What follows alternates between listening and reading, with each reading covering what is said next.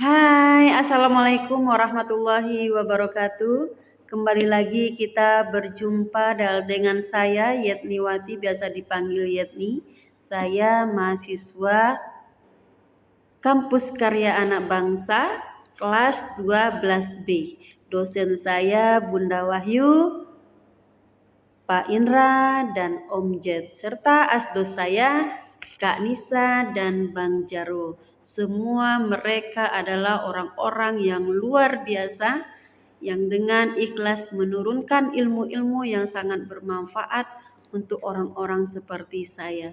Baik teman-teman, pada saat ini kita akan membahas tentang 3 indikator yang mempengaruhi jati diri kita. Apa saja itu?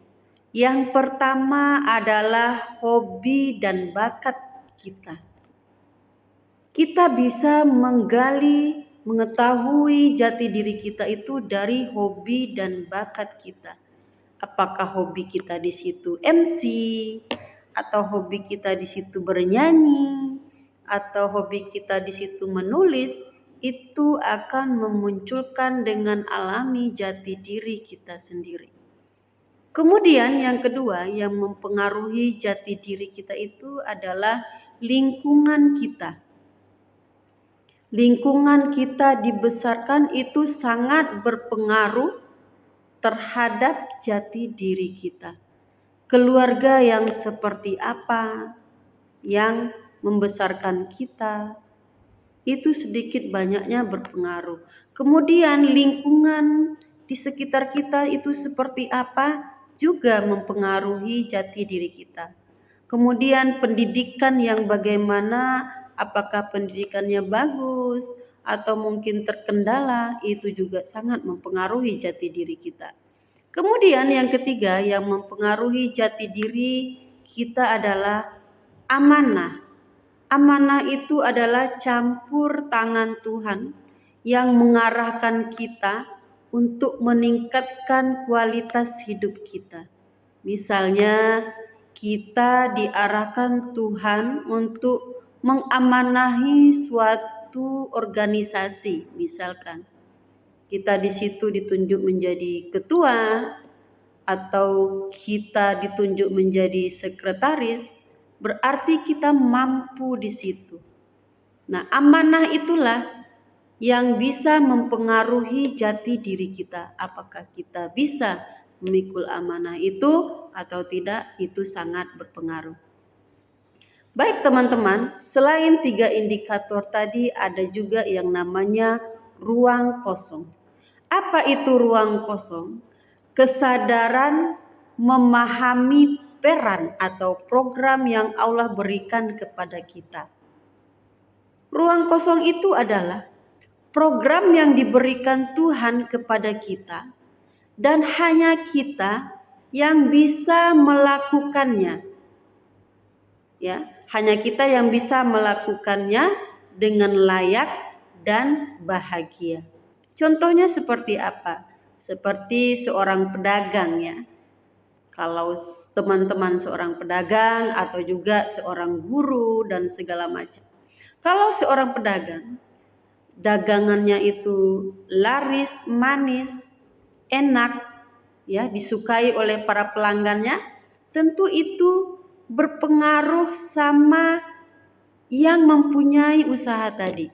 Jika layanannya bagus, ya, sehingga pelanggan setiap hari itu datang hanya untuk membeli dagangannya, berarti ruang kosong Anda, seorang pedagang itu sudah terisi oleh pelanggan-pelanggan Anda yang selalu datang untuk menemui Anda.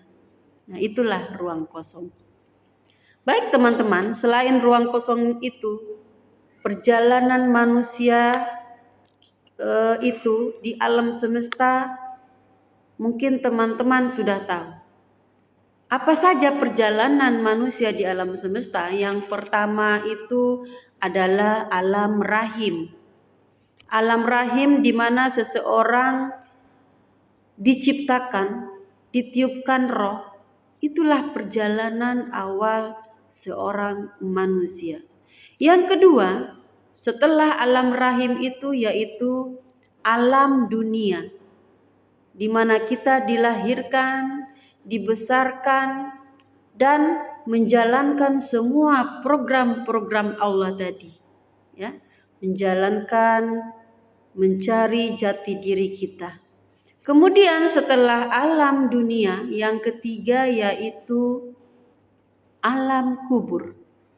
Tentunya kita hidup di dunia tidak selamanya, akan mengalami akhir yang kita tidak tahu sampai kapan. Jadi setelah kita meninggal tentunya kita akan dikuburkan, yaitu alam kubur. Disitulah perjalanan yang ketiga yang harus kita jalani. Jika baik yang kita lakukan di dunia, insya Allah akan baik pula yang kita terima di alam kubur kita.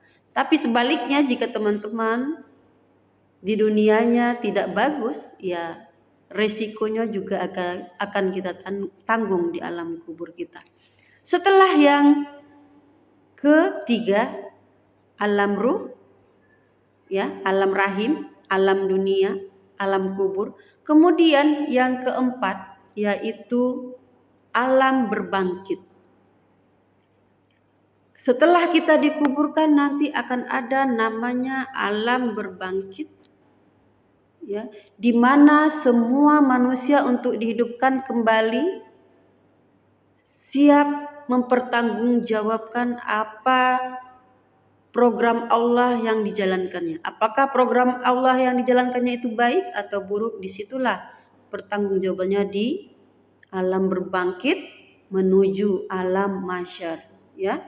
Ada padang mahsyar, setelah kita dibangkitkan, dikumpulkan di sebuah padang namanya padang mahsyar. Disitulah kita akan menerima buku catatan kita, catatan amal baik dan catatan amal buruk. Ya, tentunya teman-teman sendiri akan paham apa yang telah teman-teman jalankan, apakah sesuai dengan program Allah atau tidak. Kemudian setelah kita menerima buku catatan kita, yang terakhir adalah alam akhirat, yaitu alam penentu apakah kita akan dimasukkan ke surga atau neraka. Jika teman-teman amal baiknya lebih banyak daripada amal buruk, tentu akan sedikit menerima balasan di alam neraka. Tapi jika teman-teman lebih banyak atau lebih berat amal buruknya, tentunya neraka tempatnya.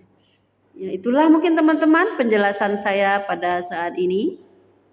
Masih di bawah materi jati diri, yaitu yang tadi itu 3 indikator yang mempengaruhi jati diri seseorang, kemudian ruang kosong, dan yang terakhir yaitu perjalanan hidup manusia di alam semesta.